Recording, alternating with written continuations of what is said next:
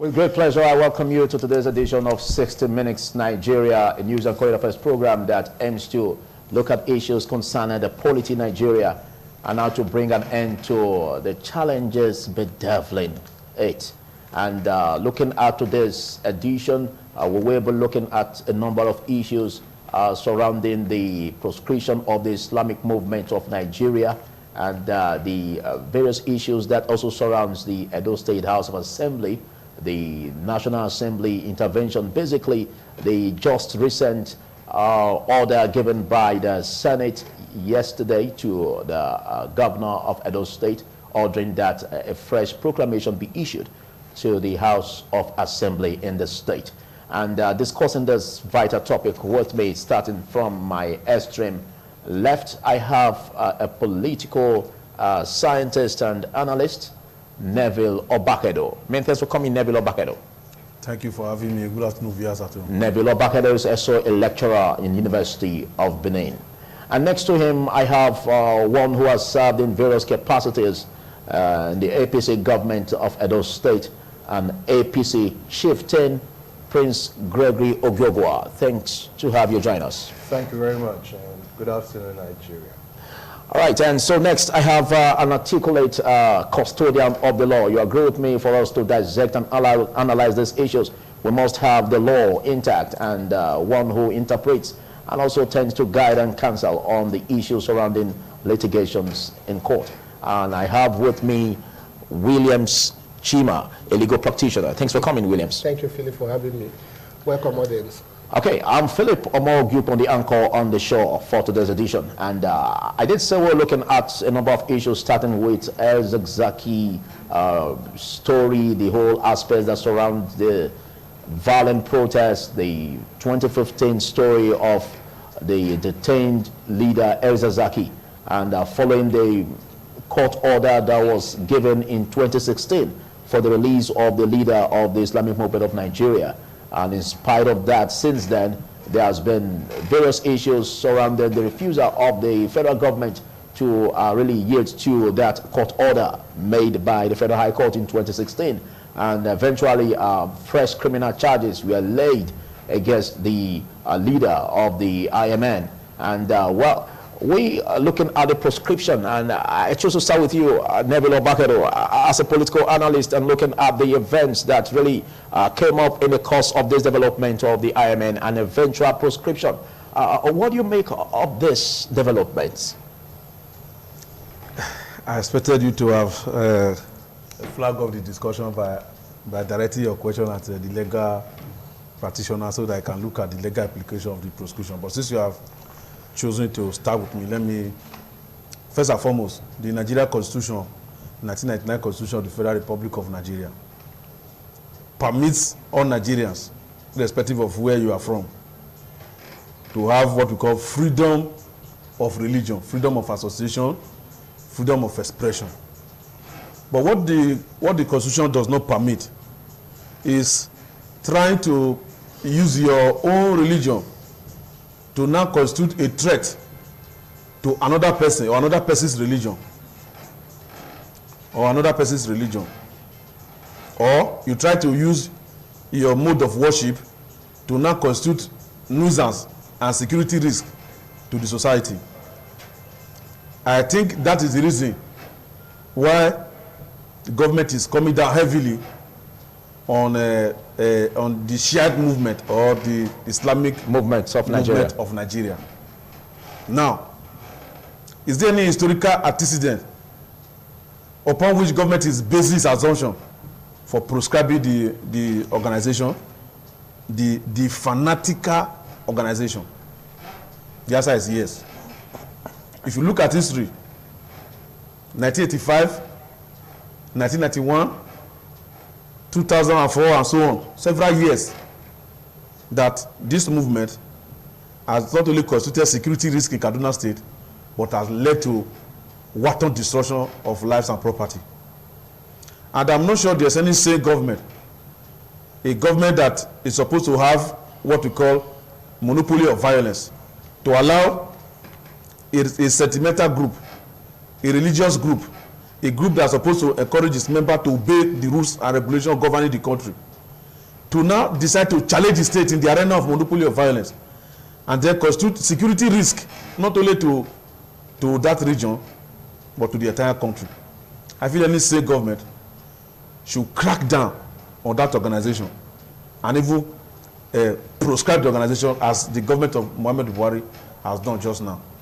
But people have said that there are far-reaching implications about that proscription, that they will now go underground and they will now be worse than Boko Haram, as the case may be. That becomes a challenge for the security agencies. So, what the government do you see that as a possible threat? Whether they are going to go underground, anywhere government does not allow dissenting opinion, especially if that opinion is a threat, is tantamount to either treasonable felony or is having the potentiality of inciting fanaticism and extremism, the government should act appropriately, and I think that is what the government has done in this regard, so that it will serve as a warning to several other religion-based organizations like the Kalakato organization and some other Moshumi organizations that have a pledging allegiance to either the Islamic State or Al-Qaeda movement, as the case may be. So I believe that the government has done the right thing, that religion is very emotive, people should handle it with care, and that people should practice religion at their own personal level and should not use religion to constitute a security risk. I will give you an example of how the Shia movement has constituted security risk. The former governor of Kaduna State, who later became vice president under President Goodluck Ebele Jonathan, was to move around in Zaria. The place that he was to move around would have taken him not more than 30 minutes. Do you know it took him over 4 hours? Because according to him, the Shiite movement persons or followers of El-Zakzaky, because that area, they dominate the area, they try to bring the kind of Islam that Prophet Muhammad sallallahu alaihi wasallam brought from Mecca to Medina. Okay. That was originally dominated by the Jews. The market there, how he took over the market, and all that went with it, that later started spreading to other parts of the world. So the vice president was shocked that for more than 4 hours he was not allowed to move from one particular spot to another within Zaria, in his own state that he was former governor. And then the crisis that followed. Then in 2016, the chief of army staff, the current chief of army staff, Lieutenant General Buratai, was to go for a function there, and these same persons repeated history. But unfortunately for them, they repeated history with the wrong person, and they suffered dearly for it.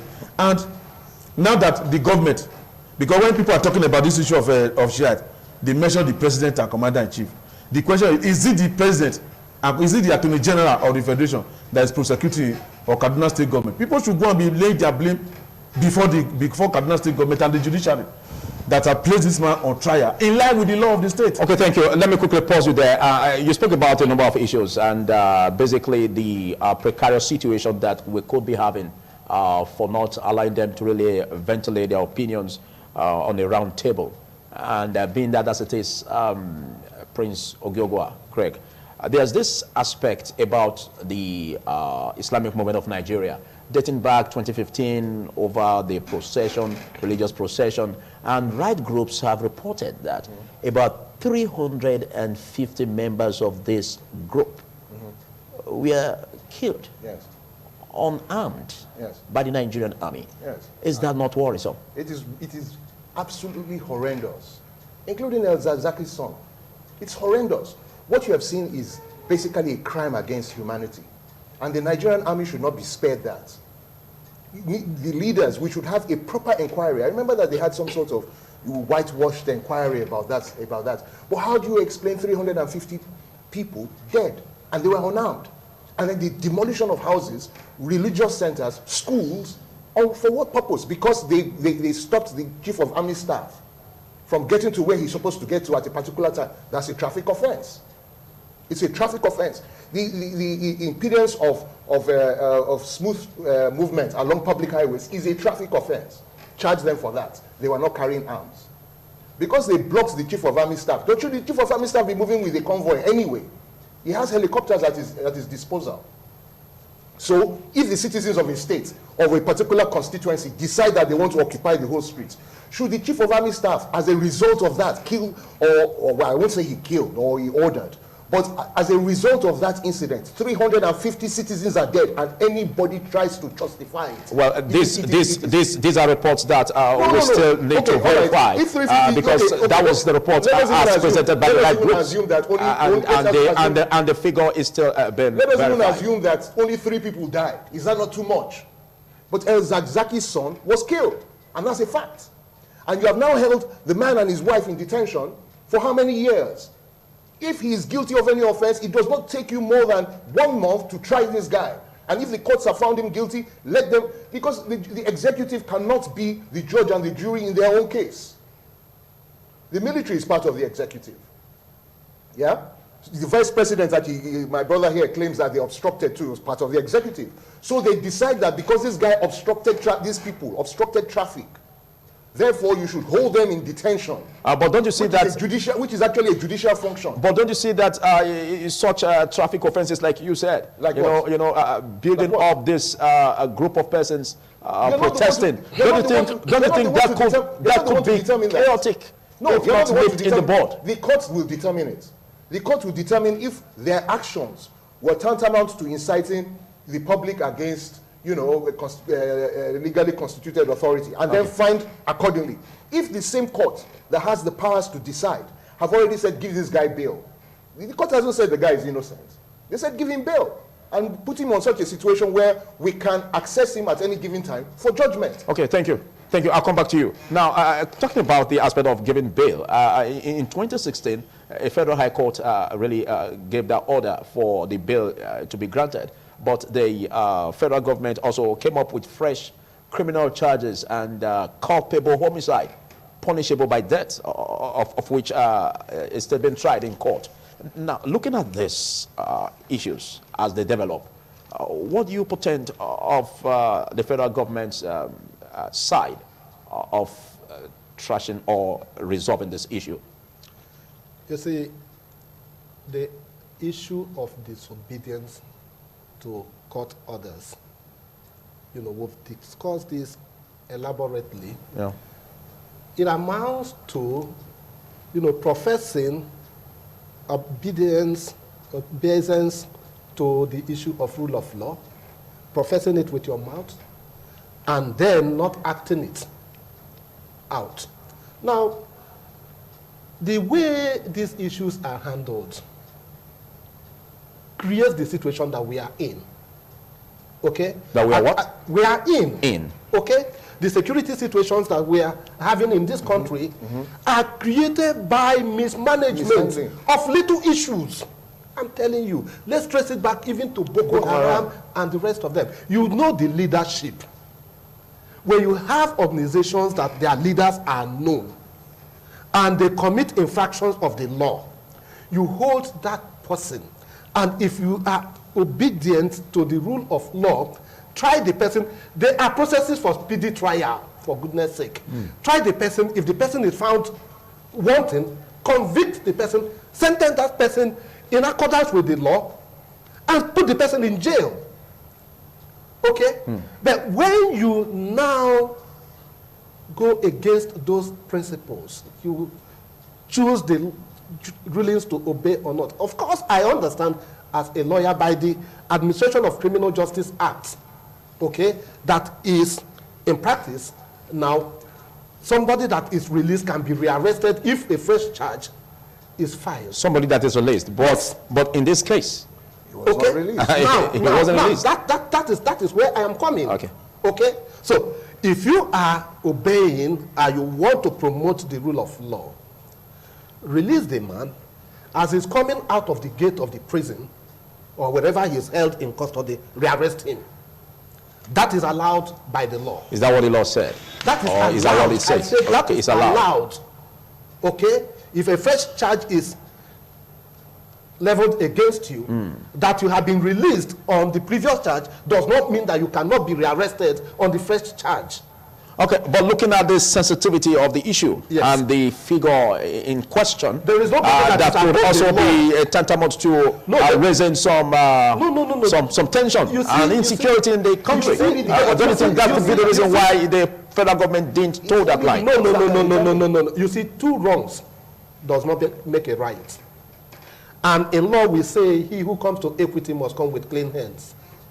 If you obey the court orders, okay, you send signals to everybody in the country that nobody is above the law.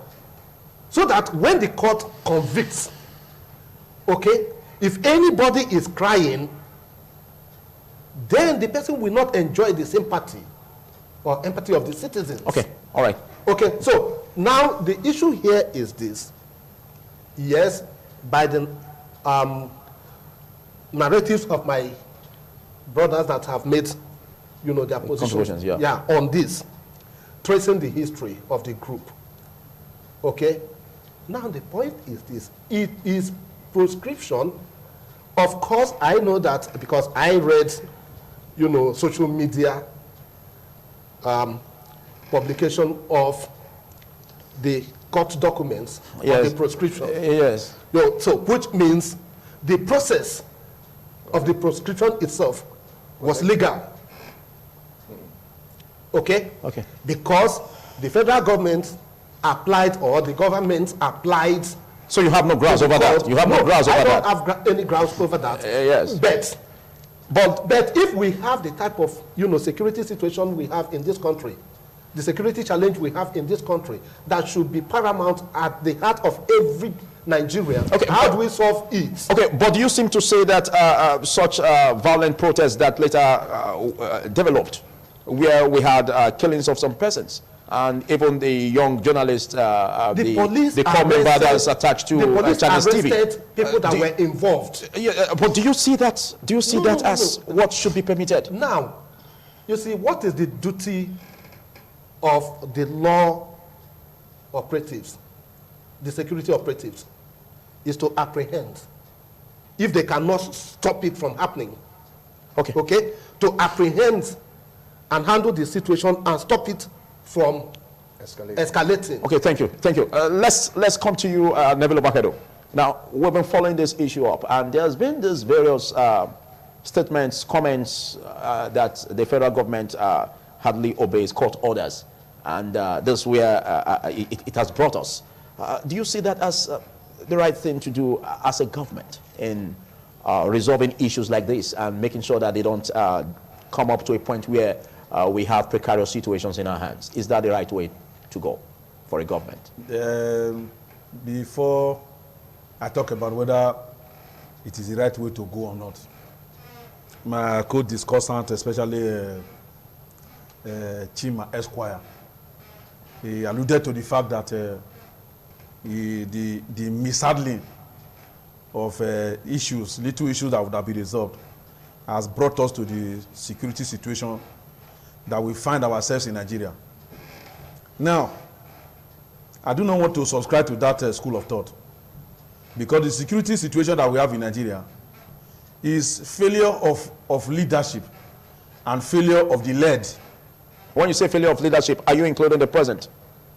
When I say failure of leadership, it's an all-encompassing statement. Okay. Leadership at all levels and at various epoch of a democratic transition in Nigeria. Okay. So let me just highlight that aspect.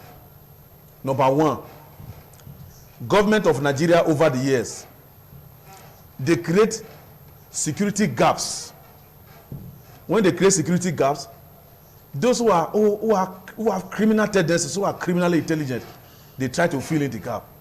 Whether they are kidnappers, whether they are armed robbers, whether they are cattle rustlers, whether they are arms-bearing Fulani herdsmen, call them whatever name you want to call them. And even whether they are fanatical religious elements, whether they are of African tradition, whether of Islamic religion or Christianity, if any person fall within that group, that is part of the security risk we have, a threat that we have in the country, is as a result of the security gap that we created. Okay, but the aspect of not obeying court orders, I want yes, to come I'm coming to quickly, that because so we could be pressed for time. The issue of not handling this case and how this case can snowball into other crises is what I wanted to actually dwell on. Okay. We have Al-Shabaab in Somalia, and is spreading its tentacles to countries like Tanzania, Kenya, Uganda, and so on.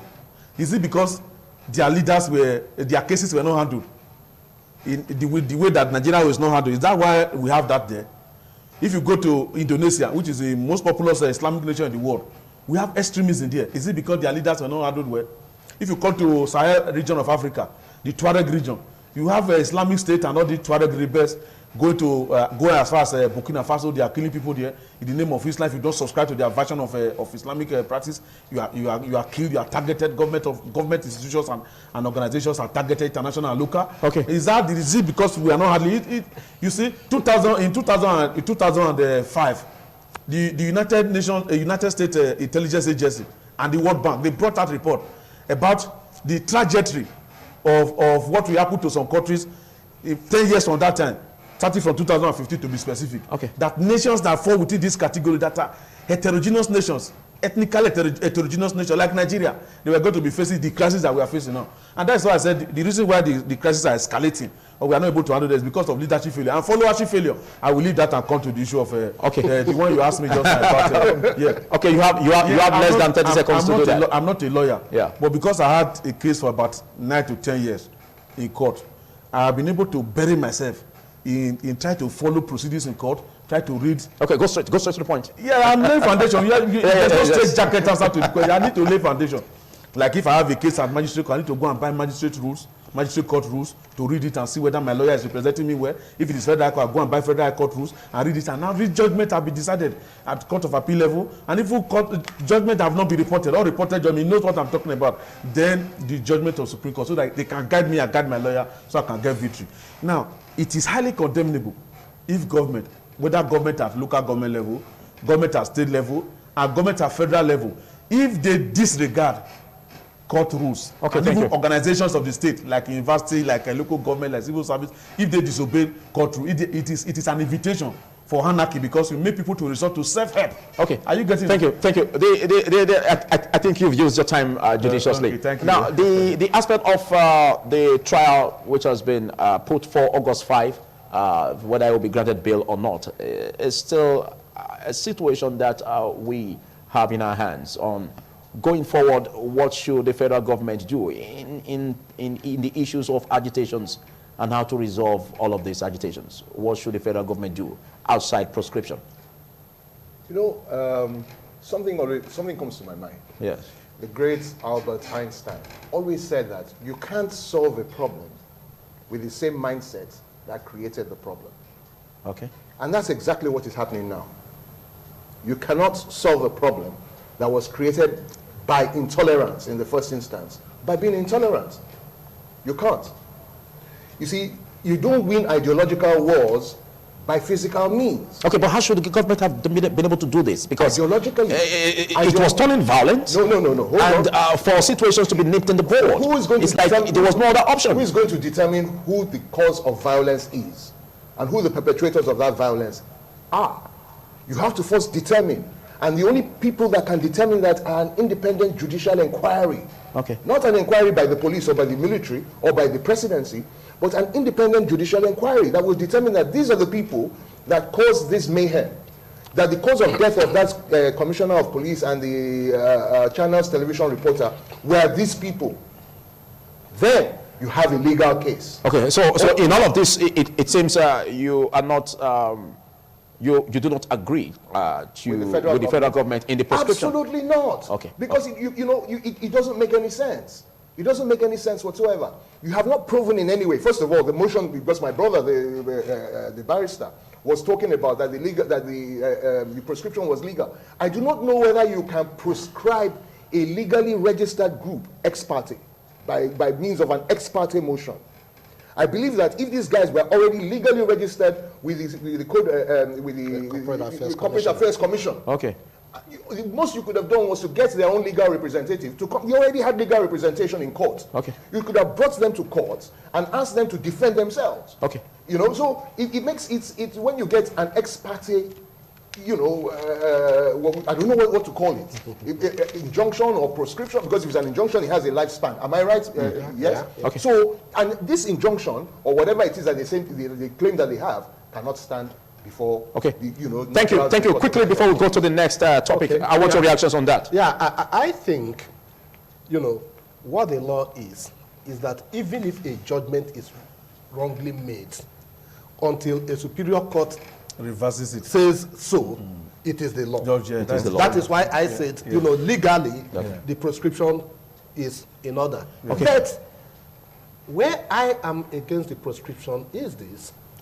One, by the prescription order, it means that there is no group, there is nobody to be held responsible for what happened. Like faceless. Okay, if the group becomes faceless. Now, upon what parameter are you going to arrest somebody and try the person? Can we now say that this prescription is a leeway for the people that killed the innocent copper and a policeman that died in the service of the nation to make sure that security is provided in the country, being killed, goes scot-free? But again, if you look at that, they also will also tell you about the issues about their members also being killed. It becomes federal government versus retirement. So how do we reconcile The that? policeman was a member. The policeman was killed, was a share. Now, the issue here is this. Injustice against one is an injustice against all. All. Yeah. It has no boundary. Okay? But if you bring somebody to trial for this act of wrongdoing, and the person is convicted and punished, it sends deterrent signals Okay. to people. Okay, thank you. But when you do not do that, people are encouraged to take laws into their hands and say that nothing will happen at the end of the day. Okay? So that is where I differ with my brother. Even in the analysis that he made, he agreed with me. It is mishandling of the situations that escalate. Okay, thank you. Well, thank you. We basically are looking at other platforms where these issues will be discussed. Like we understand that by Monday, August 5, we'll be having the court to talk about what the decisions are like in respect of granting him bail or not. Well, outside that, there has been also this issue about the Edo State House of Assembly impasse that has been on for weeks and you can say months. And this whole aspect about the intervention of the National Assembly in the case is really what we're looking at in this case, because we seem to know that there's a subsisting court order. And what are the analysis, or what is the intervention of the National Assembly in this? Some say this is even deepening the crisis. Others say, well, this is the right way to go. Now, discussing this, I would like to start with you, Prince Greg Ogiogwa. Now, we have these conflicting issues. The National Assembly into it, the House of Rep had its angle that also gave the governor 1 week. And then later we heard reports over them saying, okay, they are extending it by another 3 weeks, making a month. And then now the Red Chambers also gave its order to the governor that within 1 week, there should be a fresh proclamation. Now, in spite of that, what do you think this development is portending for the governments in the state? You see, all those declarations by the National Assembly are exercises in futility. They are exercises in futility. They are not enforceable by law. And as such, are just a waste of time. When you say they are not enforceable by law, yes, we have a constitutional provision on section 11, subsection 4. How do you? Yes. Yeah, how do you explain that? Should we ignore that? My brother here will back me up. That when you're reading the law, you read it in its entirety. So you read subsection, you read section 11 in its entirety. Okay. It allows the National Assembly to proclaim and to deliver laws on behalf of the Edo State House of Assembly in the instance when the House cannot do so. This House right now is screening commissioners, is making appropriation bills and so on and so forth. Is screening special advisors. It is conducting itself as every normal House of Assembly should. within the normal hours and so on. So there is no state of emergency, which is what that law actually provides for.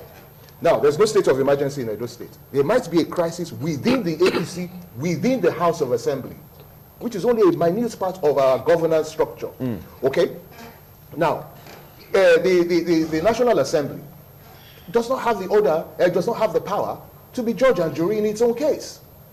Because, first of all, it's not one court order. There are two court orders. The first one was obtained by the clerk of the House that was trying to protect his own actions. Okay. By, and that court order was against the National Working Committee of the National Working Committee of the APC, against the Inspector General, against the Director General of DSS. That was the first one. The second one was by the Speaker against the National Assembly. Those are two subsisting court orders. The third one now is a case at the Federal Court in Abuja, Federal High Court in Abuja. Now, you have this, the parties that have not been sworn in have gone to court. The parties that have been sworn in have gone to court to validate their own position. The ones who have not been sworn in have gone to court to declare the inauguration illegal and unconstitutional. The only people who have the power to make that determination are the judiciary, not the National Assembly. And following the doctrine of separation of powers between the judiciary, the legislature, and the executive, the legislature cannot go into a matter that is already before the courts. It's very simple. Now, do you think that these guys are stupid? They're not. They know what they did. They made these their funny, these their funny declarations, and then went on recess for another couple of months. It goes to show you that they know that they have no effect. Now, let us even assume, right, without conceding, that they do then, that the 1 week or 3 weeks or whatever it is expires. Are they going to leave recess and move to Edo State and come and take over? It's funny that anybody cannot see through the paucity of thought that is behind all this. It's very, very funny. These guys who are in, what's it called, the guys who haven't been sworn in, were elected by their constituents to come to Edo State House of Assembly to make laws for them, to represent them, not to come here and fight for who will be speaker, or who will be majority leader, or who will be principal officers. The governor has already done what the Constitution empowers him to do. He cannot do anything other than that. He can only proclaim the House, and upon proclamation, the House has a 4-year tenure. Okay. Upon proclamation, the governor does not have the power to dissolve it any longer. And you cannot reproclaim what you have not dissolved. The only people that can declare the process leading up to the inauguration of the House. You cannot reproclaim what you have not dissolved. You cannot reproclaim what you have not dissolved. And the governor doesn't have the power to dissolve it. Okay, thank you. You've raised quite a number of issues that the custodian will have to deal with. Can do it. Yes. It's the judiciary that will say that, well, the processes leading up to this inauguration and to the proclamation were illegal, were unconstitutional, then they dissolve it. Okay. But on the other hand, the guys who claim they have majority, why don't they do what they did at the National Assembly? The National Assembly itself has a precedence, and in 2015, while half of them were at the conference center doing whatever parapor meeting they were doing, Saraki was meeting the president. Why did President Buhari not reproclaim the House? Why did he not? That is a precedent. Okay. He could not reproclaim the House. Those guys came back and were sworn in. And then, and you can, that's the only way to go. Okay, thank you. I would have really loved the lawyer to really react and look at these issues. But before you come there, let's get your bite on this, Neville Obagedo. Anytime the issue of the Edo State House of Assembly matter comes to discourse and are part of the discussants, yes, I fear very greatly. I fear very greatly for APC, because the crisis, in quotes, in the House of Assembly is a miniature crisis that shows what is going on within the party. Now, one, let me just talk about the issue of proclamation, and then let me see the contribution I can make. First and foremost, the House of Assembly has been inaugurated based on a proclamation letter from the governor, and the House is sitting. Now, there's no problem in that House. I quite agree with that argument. Now, if you take that argument beyond that level, and you want to situate it in what we call democratic practice, we have 40 constituencies that are not represented in that House. And the law says, the Constitution says that House of Assembly must sit not less than 181 days in a year.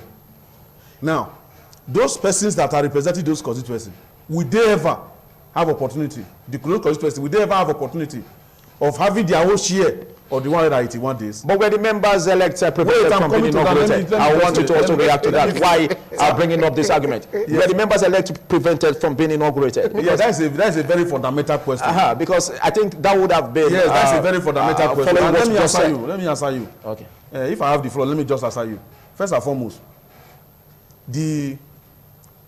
I like the governor of the state, but the problem that I have right now, some of the people around him, they give him what we call Ahithophelic counsel, and that counsel will not favor the governor. Okay, going by the Senate decision. Yes, and the other. I want you to react there are to so that. many issues that are involved with the question you asked me. Let me answer. One, the resolution of the National Assembly, House of Rep, House of Senate, is what we call sub judice in law. Okay. A matter that is already pending before a competent court of jurisdiction. No person or group of persons can sit down and be taking decision by way of trying to influence. So you do not agree with that intervention of the National Assembly? I do not agree with it. I do not agree with it. That is one. Number two, I do not also agree with the meetings that the Okiye group-led House of Assembly is having with either the House of Rep or House of Senate. That again is sub judice. The meeting that the group at Abuja is having with House of Rep and House of Senate, when they know that their matter is in court, is also sub judice. If they want settlement out of court, they should go to the court and seek leave of court to say that this matter that we have here, we have been making overtures to both sides. We want to go and settle. The judge will be recording them that we are going to come back to this court with the text of settlement so that they will be part of the decision of this court. That is how the judge will record them. When they now come back, that we have agreed that we are going to talk to the governor to withdraw his proclamation letter and write another one, it will be part of the judgment. That is the court that made the pronouncement. Without that, the governor cannot issue another proclamation letter because it is not within his power. It's a constitutional matter. It is the Supreme Court that will interpret whether the one that he has issued before, whether it has a date, whether it has ingredients of a proclamation letter or not. Okay. It is the Supreme Court that will determine that. So, and it is the court that will say, withdraw that one because it is null and void and issue another one. Nobody. So by this you agree that it's the court that determines this? Yes, I agree. Because their function is to make law and not to interpret the law. It is the function of the judiciary to interpret the law. The law in this context is that the governor was empowered by law to issue a proclamation letter. If there's any defect in that proclamation letter, it's not the makers of the law that will interpret it. If there's defect, it is the interpreter of the law that will interpret it. If other members were not served, the people that are not, the 14 constituency members I referred to just now, if they were not served, since the matter is in court, they should go to court and prove with the evidence, convincing evidence, that they were not served with the invitation to come for inauguration. If they have done their own asset declaration, and they have the evidence, and the evidence will be transmitted to the clerk, contrary to what the clerk said, they will also put the evidence of presenting the document before the clerk, before the court. But what I was saying before I now came to answer the question proper is that the people who are urging this matter to continue this at the sentimental ready, the matter is going. Okay, thank you. Thank you. I think I could see the face of Prince Gregory Obiogwa at the point you were talking. And he seemed to have some peace that you seem to be towing a point where... No, that's the point of the law. Okay. I'm coming to you. Where you differ. You can differ from the way he has said that people are advising the governor in such a way and manner that it will not favor the governor. Yeah, that's my opinion. This thing has nothing to do with anybody. It has nothing to do with your opinion, my opinion, even barrister's opinion. Yes. It has to do with the law. The legal aspect of it we have discussed. Thank you. There can be I'll come back to you. There can be party politics. There can be legal aspect. So you argue your own. I've argued my own legal aspect of it, which is the position of the law. Okay, thank you. Thank you, Greg Obiogwa. Thank you, Neville Obakedo. Thank you, Greg. Thank you, Neville Obakedo. Now, we have a custodian. Now, you are a lawyer. This whole issue is coming up, and I remember vividly even on this platform where we discussed this issue about the subsisting court order, and some are saying, well, the National Assembly has its own right by the constitutional provision and also that they were not named by that subsisting court order as one of the bodies that shouldn't intervene into this crisis or into this issue. Could that be correct? Okay, thank you very much. I think the whole issue of the situation with the Edo State House of Assembly, first is, let me make this clear, just as we see my two brothers already disagreeing and agreeing with each other, it is a family thing. No. I'm coming, sir. It's my opinion. Allow me to say what I'm saying. That's the correct thing. The people that are disagreeing or agreeing are fighting each other. The day these politicians will resolve among themselves, we will not be there. You won't I will be there. definitely. Okay, but it's already attracting litigations in court, so we are particular about that. Now, the issue is this. And the decision of the Senate, the Red Chamber. They can still settle, it doesn't matter. The issue is this. Are we looking at what the law says? Okay. Or are we looking at sentiments and emotions? What the law says. Okay. Now, in this, what the law says is explicit. Okay. When we talk about Section 11, I laugh. Okay. Section 11 will only come to apply where there is already a constituted house in existence. When there's already a constituted house. Yes. And I will say this. Are you by that saying there's no constituted house? Allow me to speak. Okay. Okay. Now, I make bold to say this, that there is no crisis in the Edo State House of Assembly. Absolutely. As of today, there is no crisis. But do you agree that there's already a constituted house? Of course. If there is no constituted house, I won't say there is no crisis in the Edo State House of Assembly. The people that are in Abuja, if they don't have legal advisors, I am offering them a free legal service. They are not lawmakers as we speak now. They are not members of Edo State House of Assembly. You can quote me on this anywhere. Because they have not been inaugurated. They have not passed through the procedures of becoming members of Edo State House of Assembly. Okay, what do you say concerning the order by the Senate? That is because we have 1 week. Now, this is where how do I we am tackle coming. that? The National Assembly should not engage in illegality. They are the ones that made the Constitution. They cannot, on their own, subvert the provisions of the Constitution. Okay?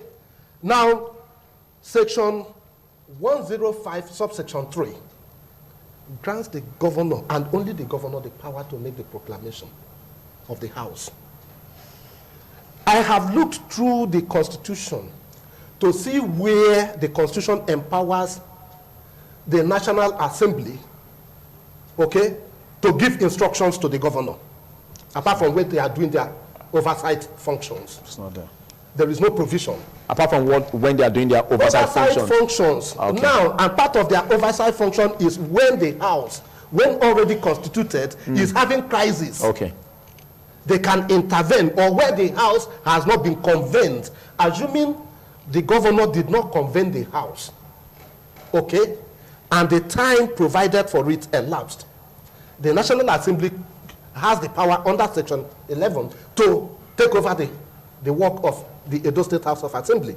But now that house has been constituted. The issue of the number is another thing that, when we talk, we should look at what the law says. Okay, is it possible to have 2 proclamations? No. If it is easy as the Constitution if it is easy to have 2 proclamations, why did the National Assembly not compel Mr. President to make another proclamation on the Senate? Thank you. 2015. In 2015. Where will they derive their powers? Oh, I think this actually has to do with litigations and the judiciary. That is why I said I am offering legal free legal service. Okay? The Constitution is there, Section 96, subsection 1, talks of quorum of the legislator, and it said 1/3 of all the members. So if the inauguration of Edo State House of Assembly, was done by a few persons, is 9 up to 1/3 of 24. That is the question.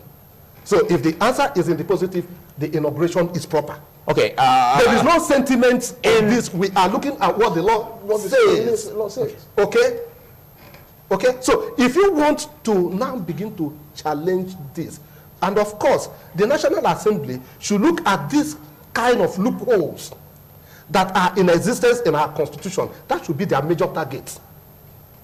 Not to waste time, except as my brother said, if they want to intervene, okay, as mediators, not issuing instructions. Okay, thank you. A lot of persons have come into this issue, and I think as we are rounding off, a lot of persons have come into this issue, and they seem not to understand the very basic challenge that the party is having. Now, there's this argument, there's this report, there's this rumor over the speakership, Prince Greg, Yes. whereby they are saying that, okay, the two camps should shift grounds.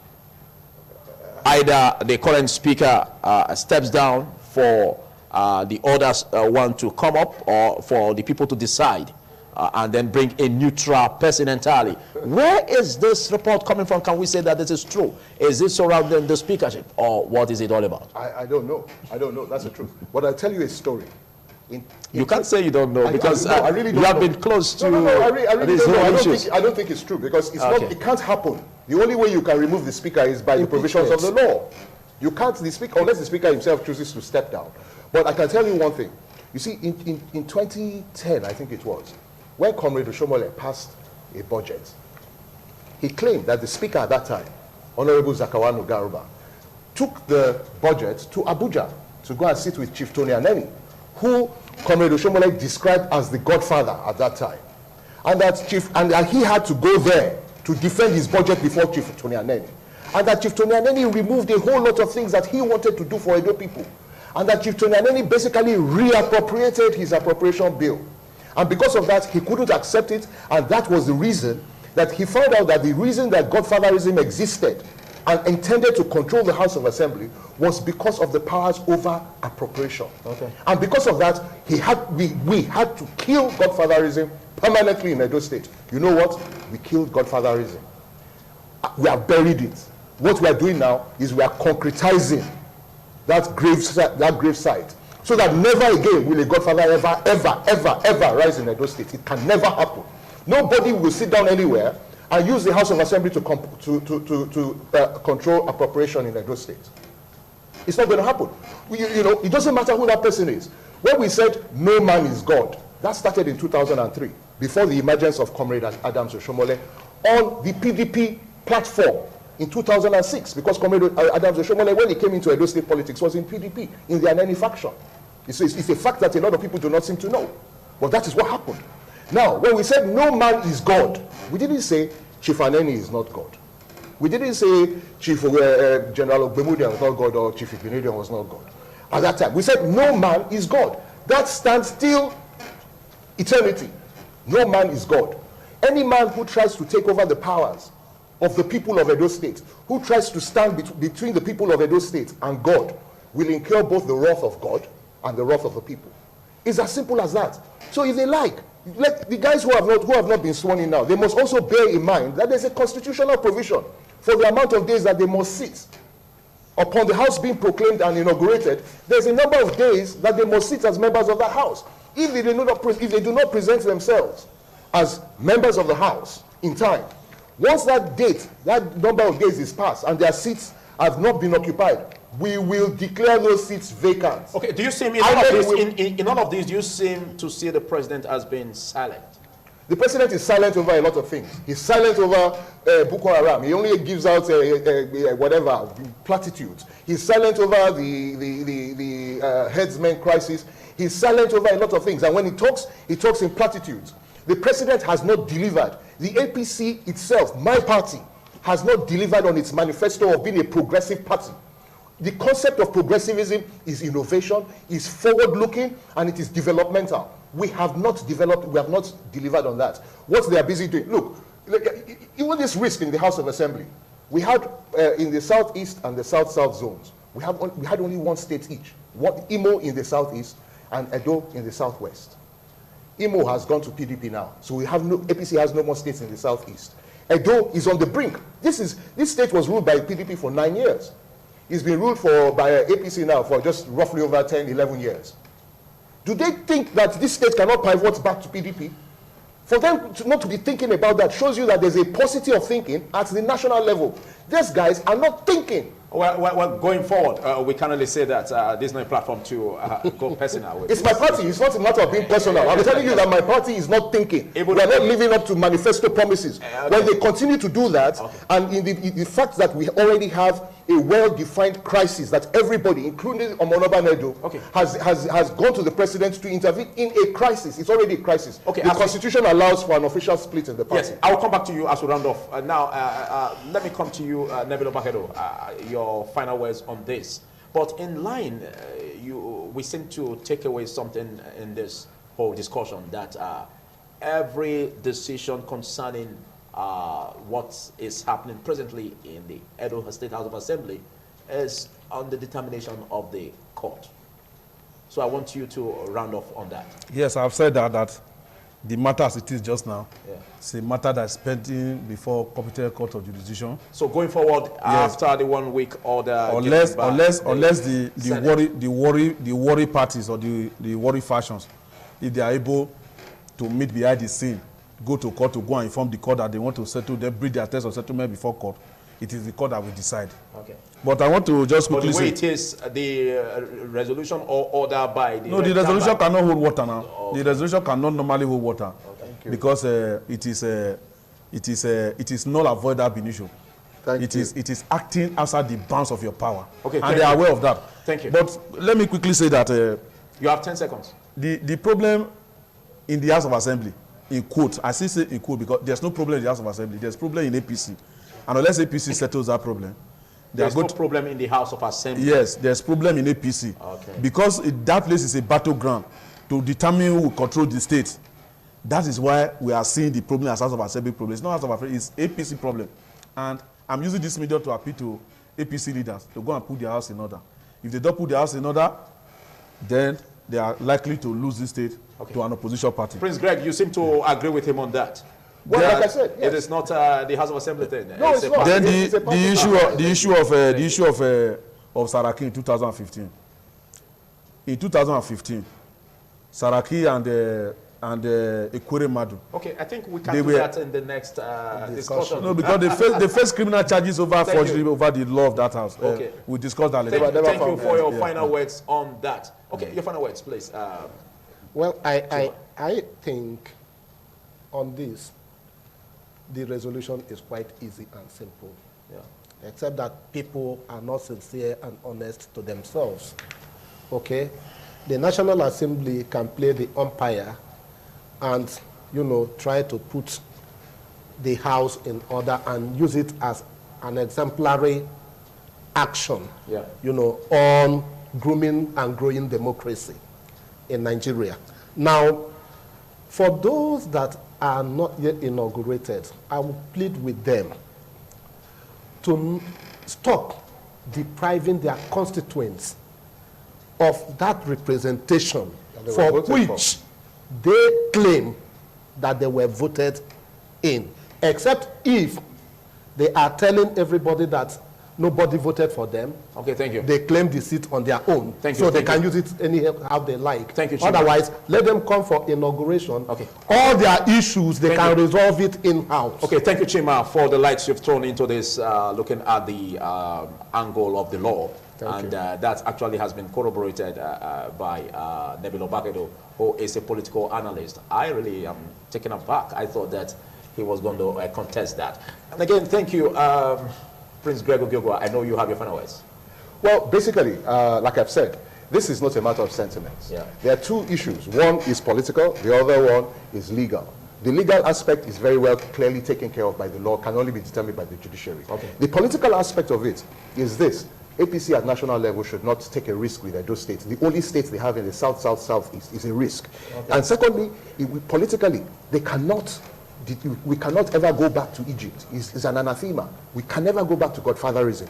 And third, just like my brother said, the people who have not been sworn in are depriving their constituents of the representation on which they were voted in for. Okay. And I remind them that there's a constitutional requirement for how many days they must sit.